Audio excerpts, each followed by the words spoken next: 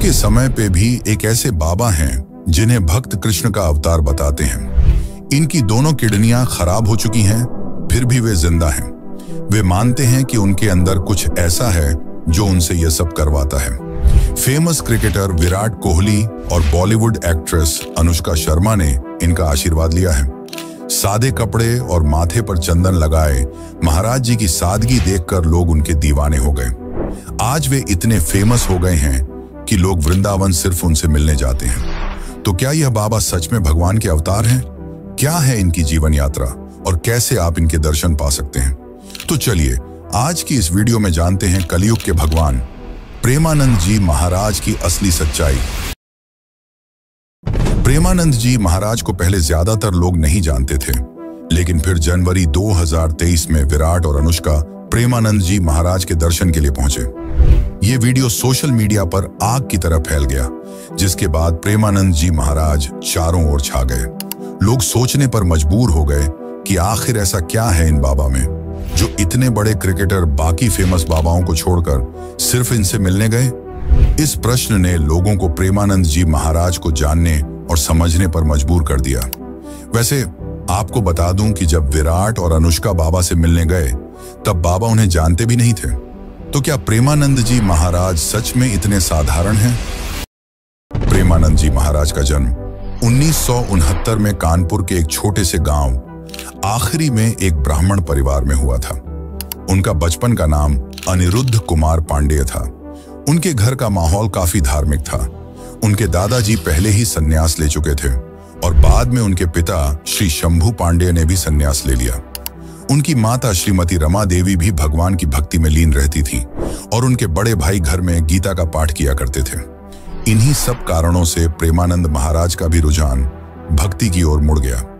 जब वे महज 5वीं कक्षा में थे तब उन्होंने हनुमान चालीसा का पाठ शुरू कर दिया और गीता प्रेस प्रकाशन की श्री सुखसागर गीता पढ़ना भी शुरू कर दिया। जैसे जैसे उनकी उम्र बढ़ती गई, उनके मन में अपने जीवन को लेकर कई सवाल उठने लगे। एक दिन वे सोचने लगे, एक ऐसा भी दिन आएगा जब मेरी माता और पिता नहीं रहेंगे। फिर ऐसे में मुझे प्यार कौन करेगा? क्या कोई ऐसी चीज है जो हमेशा मुझे प्यार करे, हमेशा मेरे साथ रहे? उन्होंने अपनी पढ़ाई पर सवाल उठाना शुरू कर दिया। उन्हें लगने लगा कि क्या यह पढ़ाई मेरे आध्यात्मिक जीवन में काम आएगी? इन्हीं सभी प्रश्नों के चलते उन्होंने मात्र 13 वर्ष की उम्र में, जब वे 9वीं कक्षा में थे, तभी अपना घर छोड़ दिया। घर छोड़कर वे काशी आ गए और वहां आकर जब उन्होंने नैष्ठिक ब्रह्मचर्य को अपना लिया तो उनका नाम आनंद स्वरूप ब्रह्मचारी रखा गया। बाद में उन्होंने संन्यास भी ले लिया, जिसके बाद उनका नाम स्वामी आनंद दास रखा गया। काशी में महाराज जी गंगा जी के घाट के किनारे रहा करते थे और दिन में 3 बार गंगा में स्नान किया करते थे। इसके बाद वे वहीं एक विशाल पीपल के वृक्ष के नीचे बैठकर गंगा जी और महादेव का ध्यान किया करते थे। जब भूख लगती तो पास में ही भिखारियों की पंक्ति में बैठकर भिक्षा ग्रहण करते। वे दिन में लगभग 10 से 15 मिनट तक ही भिक्षा लेने बैठते। अगर इतने में कोई भिक्षा दे देता तो ठीक, नहीं तो महाराज सिर्फ गंगा जल पीकर ही गुजारा कर लेते। कई बार तो वे सप्ताहों तक सिर्फ गंगा जल पीकर ही जीवित रहते थे। उनके सिर पर छत नहीं थी, क्योंकि उन्होंने किसी भी स्थान पर रहने का त्याग कर खुले आसमान के नीचे रहने का निश्चय किया था। कड़ाके की ठंड में भी महाराज जी अपनी इस कठोर दिनचर्या को पूरी निष्ठा से निभाते थे। महाराज जी कहते हैं, भगवान की कृपा से मुझे आज तक सर्दी बुखार छू भी नहीं पाया। काशी में सब कुछ ठीक चल रहा था, लेकिन असली मुसीबत तब आई जब उन्हें पता चला कि उनकी दोनों किडनियां खराब हो चुकी हैं। डॉक्टरों ने उन्हें बताया कि आपके पास ज्यादा से ज्यादा 3 से 4 साल बचे हैं, लेकिन इन सब के बावजूद आज 20 साल बाद भी बाबा जीवित हैं। तो आखिर यह चमत्कार हुआ कैसे? इसे समझने से पहले हमें यह जानना होगा कि महाराज जी का जुड़ाव कृष्ण और राधा रानी से कैसे हुआ और वे कैसे कहलाने लगे कृष्ण के अवतार। प्रेमानंद जी ने अपना लगभग आधा जीवन काशी में ही बिताया, लेकिन फिर एक दिन उनके मन में वृंदावन जाने का विचार आया, पर उन्होंने इस पर ज्यादा ध्यान नहीं दिया। फिर एक दिन जब वे ध्यान कर रहे थे तब एक साधु उनके पास आए और बोले, भाई जी, श्री राम शर्मा आचार्य ने काशी के कॉलेज में कुछ धार्मिक कार्यक्रमों का आयोजन किया है, जिसमें दिन में चैतन्य लीला और रात में रासलीला होगी। इतना कहकर वह साधु उन्हें साथ चलने के लिए जिद करने लगे। शुरुआत में महाराज जी ने मना कर दिया क्योंकि उन्हें अकेले रहना पसंद था, लेकिन आखिर में इसे भगवान की इच्छा समझकर वे जाने के लिए तैयार हो गए। दिन का समय था, चैतन्य लीला चल रही थी। महाराज जी ने पूरी चैतन्य लीला देखी और उन्हें यह देखकर इतना आनंद आया कि वे शाम को रासलीला शुरू होने से पहले ही वहां पहुंच गए। महाराज जी लीला में इतने मग्न हो गए कि उन्हें पता ही नहीं चला कि कब 1 महीना बीत गया। लेकिन फिर वृंदावन से आए कलाकारों के वापस जाने का समय आ गया। अब महाराज जी परेशान हो गए। उन्हें लगा कि अब वे कृष्ण और राधा जी की लीला देखे बिना नहीं जी पाएंगे। फिर उन्होंने सोचा, ऐसी रास लीलाएं तो वृंदावन में रोज होती होंगी। इसलिए उन्होंने रंगमंच के संचालक से बात करने का निर्णय लिया। उन्होंने संचालक से प्रार्थना की, मुझे आपकी सेवा करने दें ताकि मैं यहां रहकर लीला का आनंद ले सकूं। लेकिन संचालक ने मना कर दिया और कहा, बाबा आप एक बार बस वृंदावन चले आइए, फिर बांके बिहारी आपको स्वयं ही नहीं छोड़ेंगे। इसके बाद महाराज जी ने फिर से अपनी साधना शुरू कर दी। वे सुबह उठते, स्नान करते, भगवान का ध्यान करते, लेकिन इन सब के बीच उनके मन में सिर्फ एक ही विचार आता था, मुझे वृंदावन जाना है। उन्हें लगने लगा कि अब वे कृष्ण और राधा जी की लीला देखे बिना जीवित नहीं रह पाएंगे।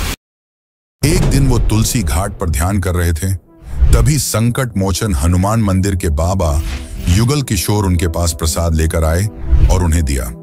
पहले तो प्रेमानंद जी ने मना कर दिया क्योंकि वो उन्हें जानते नहीं थे, लेकिन बाबा युगल किशोर ने उन्हें कहा कि उन्हें अंदर से प्रेरणा आई है कि यह प्रसाद आपको ही देना चाहिए। इतना सुनने के बाद प्रेमानंद जी ने प्रसाद खा लिया। बाबा ने उन्हें अपनी कुटिया में चलने के लिए कहा, लेकिन प्रेमानंद जी ने यह कहकर मना कर दिया कि वो सन्यासी हैं और किसी गृहस्थ के घर नहीं जाते हैं। तब उन्होंने बताया कि वो भी सन्यासी हैं, जिसके पश्चात वो उनके साथ चले गए।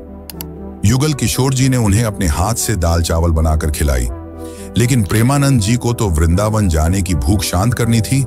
इसलिए उन्होंने बातों ही बातों में युगल किशोर से पूछा कि क्या वे उन्हें वृंदावन भेज सकते हैं। उन्होंने तुरंत ही इस बात के लिए हामी भर दी।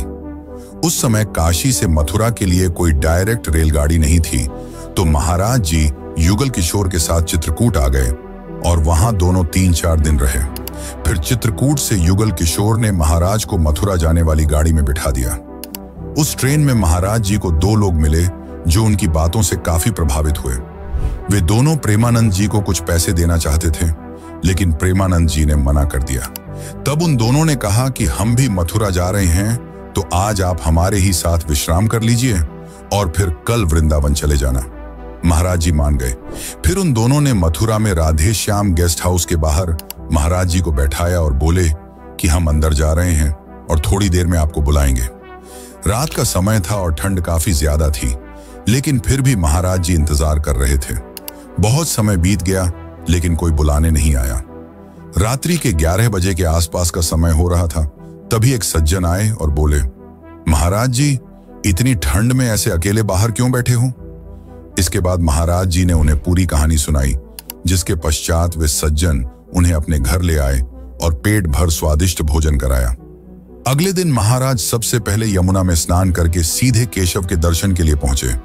जैसे ही उन्होंने दर्शन किए, वे जोर जोर से चिल्लाकर रोने लगे, क्योंकि वे इतनी दूर केवल श्री कृष्ण के लिए आए थे। उन्हें ऐसा लगने लगा मानो जीवन का सार मिल गया हो। उन्हें लगने लगा कि अब तक का पूरा जीवन केवल भाग दौड़ में व्यतीत हो गया। असली सुकून तो यहाँ है। वे बस अब फूट फूट कर रोए जा रहे थे। उन्हें इस बात का जरा भी ध्यान न रहा कि कहाँ खड़े हैं और क्या कर रहे हैं, उन्हें कौन कौन देख रहा है। वे तो बस रोए जा रहे थे। मंदिर में आए अन्य लोग आश्चर्यचकित हो गए। यह दृश्य देखकर ऐसा लग रहा था मानो आज भगवान खुद अपने भक्त पर दुलार प्रकट कर रहे हों। कुछ देर में देखते ही देखते महाराज जी के चारों तरफ दर्शनार्थियों की भीड़ जमा हो गई। कुछ लोग उन्हें फूल माला चढ़ाने लगे, तो वहीं कुछ लोग उनके चरणों में गिरने लगे। तभी एक दर्शनार्थी बोला, बाबा मैं आपकी सेवा करना चाहता हूं, आप मुझे आदेश दें। महाराज जी ने कहा, मेरी तो सिर्फ एक ही इच्छा है कि आप मुझे किसी भी तरह वृंदावन भेज दें। उन भक्तों ने महाराज जी के लिए गाड़ी की व्यवस्था की और उन्हें वृंदावन के लिए रवाना कर दिया। उस गाड़ी वाले ने महाराज जी को रमण रेती में उतार दिया और कुछ देर घूमने के बाद महाराज जी की भेंट संत श्री श्याम सखा जी से हुई। उनसे उन्होंने निवेदन किया, मैं बिहारी जी के दर्शन करना चाहता हूं। यदि 3-4 दिन रुकने की व्यवस्था हो जाए तो बड़ी कृपा होगी। इस प्रकार महाराज जी ने वृंदावन वास और ब्रज मंडल का खूब आनंद लिया। महाराज जी के जीवन में बहुत उतार चढ़ाव थे, लेकिन अब उनके जीवन में एक ऐसा मोड़ आ गया था जो उन्हें राधा रानी के बहुत करीब ले जा चुका था। प्रेमानंद जी महाराज बताते हैं कि जब वे 35 वर्ष के थे तो उनके पेट में काफी दर्द शुरू हो गया था, जिसके कारण उन्होंने रामकृष्ण मिशन में अपनी जांच कराई।